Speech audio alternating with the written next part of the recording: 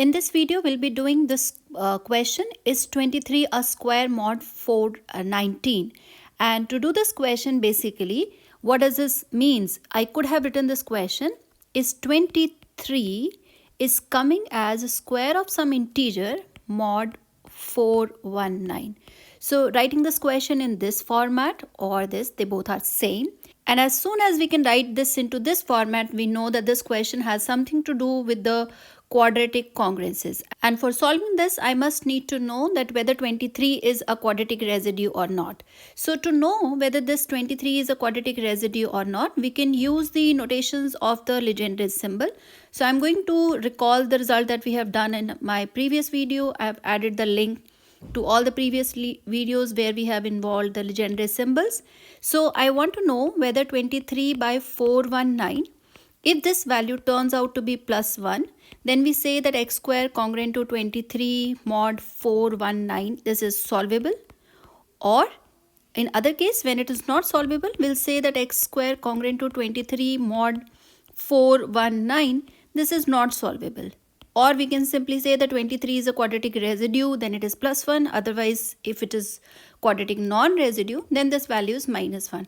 So we can recall that whenever we have A and P, P is an odd prime, we can simply say P is an odd prime, and A is not congruent to 0 mod P. So of course A is not divisible by P. In this case, A by P, this is congruent to A raised to power P minus 1 by 2 mod P. This is the Euler's criteria that I've did. Here we have also done that if we take 1 by P, this is always value is 1. If we consider some square is coming in the numerator, this value is also always 1. We also did that if you have minus 1 by P, then this value is either plus 1 or minus 1 depending upon the odd prime. And if P is congruent to 1 mod 4, this is plus 1.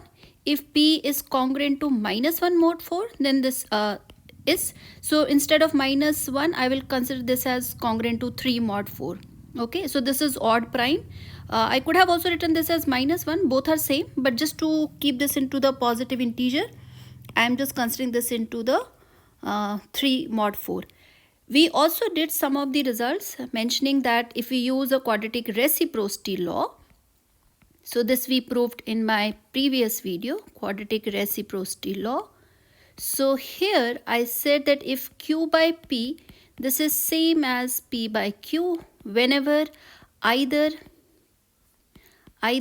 P is congruent to 1 mod 4 or Q is congruent to 1 mod 4. Any one of them is congruent to 1 mod 4, then Q by P is same as P by Q. We can reciprocate it. Or it is minus P by Q if P and Q both are congruent to 3 mod 4. So we can use these properties to reduce the symbols that we are trying to understand. We want to find this value, whether it is plus 1 or minus 1. We can also use this property 2 by P. This is minus 1 to the power P square minus 1 by 8, and this is same as plus 1 minus 1 if P is of the form 1 and 7 mod 8. Or we can simply say plus minus 1. Minus 1 is same as congruent to 7. Or P is congruent to 3 or 5 mod 8.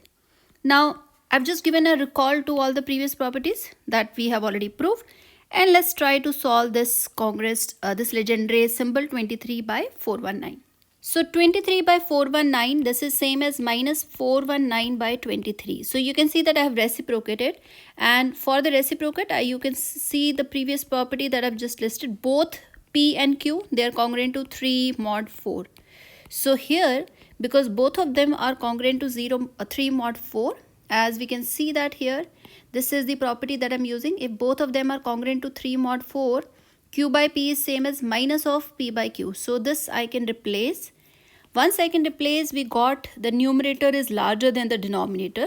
So you can use that 419. This is congruent to 5 mod 23.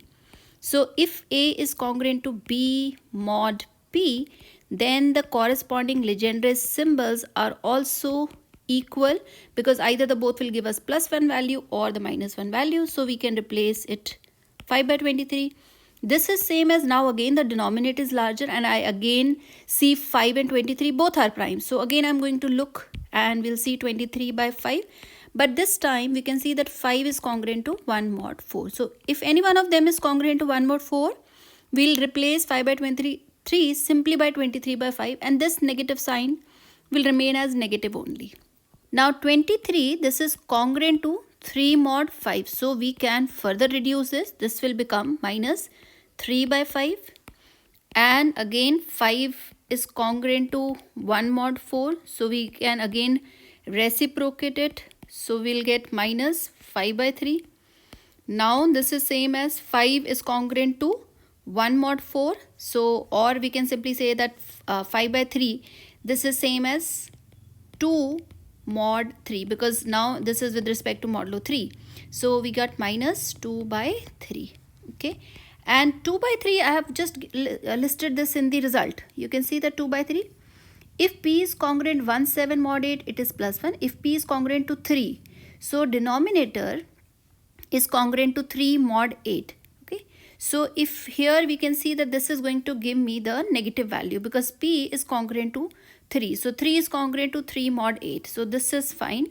And so minus 1 and minus will give me plus 1. So we can say that 23 is appearing as a quadratic residue. So x square congruent to 23 mod 419. This is solvable. And in fact, if we just try some more properties that we did in earlier, we can also see, although that I'm not considering in this particular video, but you can look more towards this. X, if you take as 182, you will find 182 square. This is congruent to 23 mod 419. So we can see again which property, which theorem we can use to find the solution as well. So earlier what I did, I just checked the solvability criteria, whether this is solvable or not. Second, if you know that it is solvable, how to find the value for x. So this is as a question. You can still keep on exploring and watch my next videos to find more examples.